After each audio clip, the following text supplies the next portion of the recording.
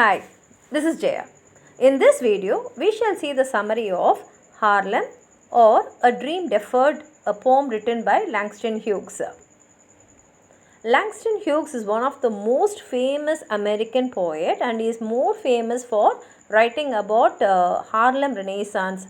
Harlem Renaissance is nothing but the struggle which the Afro-Americans had undergone and how they protested against the cruelty which was done towards them and how they long for a life with dignity.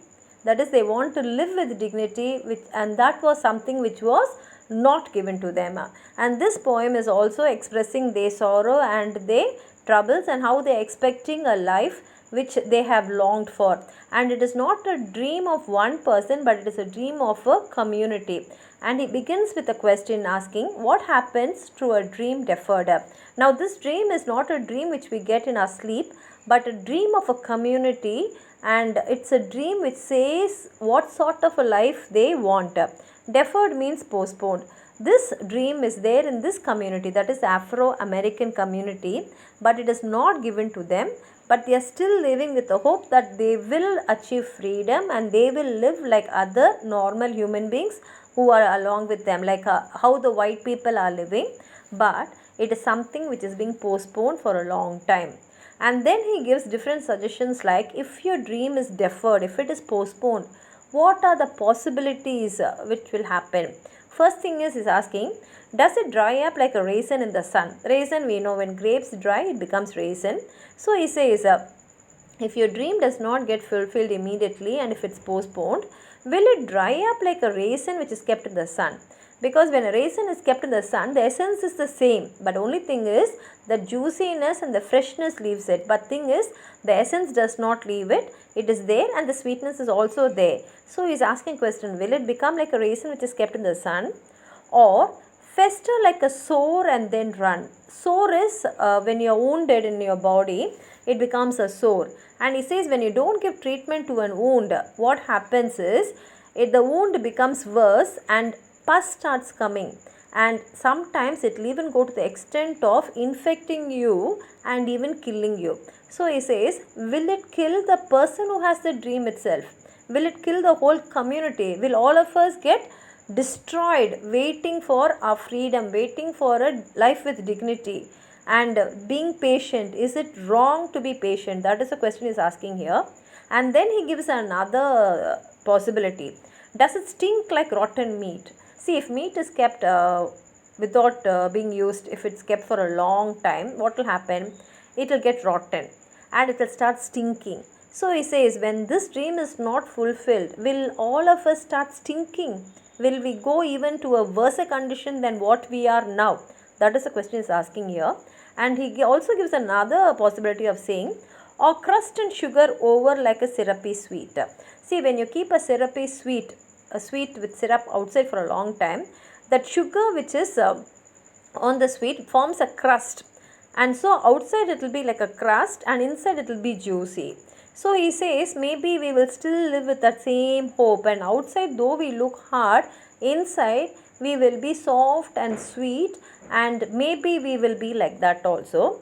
And he still continues saying, maybe it just sags like a heavy load. He says, but whatever it is, when our dream is not fulfilled, it is like having a heavy load in our mind, and that will pull us down. We'll sag, we'll all come down, because now we are all energetic when we are fighting unitedly.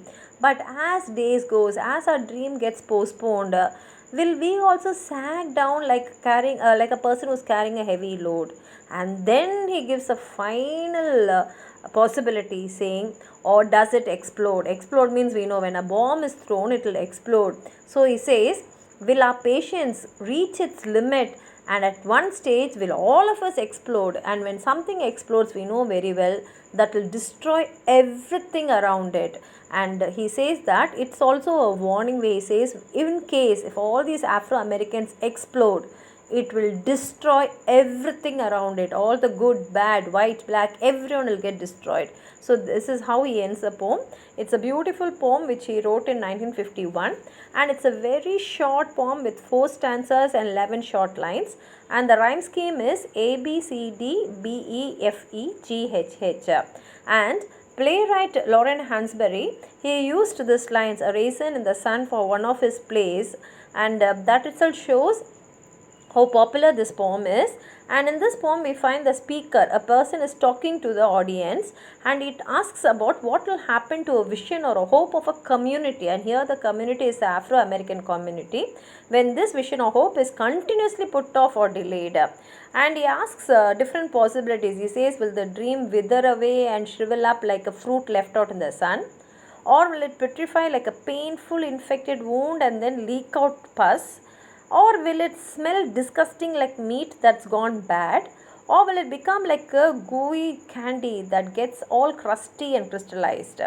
And the speaker actually proposes a fifth possibility also, saying that this unfulfilled dream will simply weigh down the dreamers down as they have to continue to bear it, because these people have suffered for a very long time. And finally offers a last alternative, saying that maybe the dream will burst outward with energy and potency, and here he demands that the dream be recognized and accounted for. And actually this poem also reflects the post-World War II's mood of many African Americans, because they thought that after the Second World War their life will change, but that actually did not happen. And what should be remembered is he's kept the title as Harlem. Harlem is a place near New York, and it is said to be the center of Harlem Renaissance. And since he wanted this poem to be recognized correctly, that is, he wanted the people to associate the dream correctly to Harlem Renaissance, that is why he has named this poem as Harlem. And this is one of his best poems, and it is widely read by many. If you have anything to add on to what I have said, please write it in the comment box. Like the video and share it with your friends. And if you have not subscribed my channel, please subscribe and support. Thank you.